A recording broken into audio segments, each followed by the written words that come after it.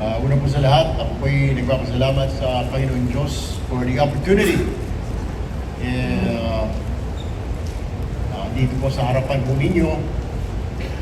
And then second po, I'd like to thank the President for inviting me to join the coalition.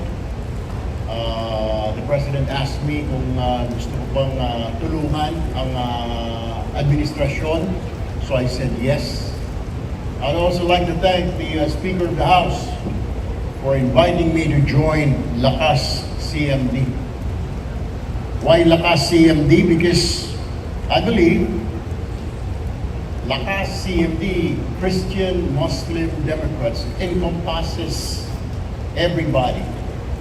Hindi lang po Kristiyano, hindi lang po Muslim. And when you say Muslim, kasama na po dyan ang mga katutubo, and the Democrats.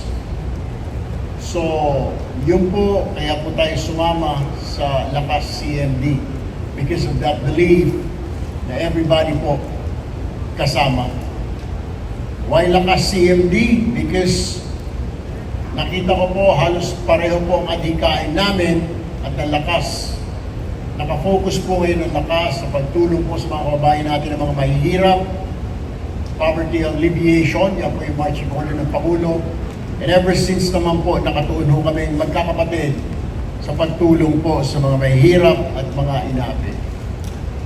With that, yan lang po yung mga masasabi ko. If God wills it, ipapala rin, we will start working on day 1 immediately. Maraming salamat po. If you have questions, you can ask now.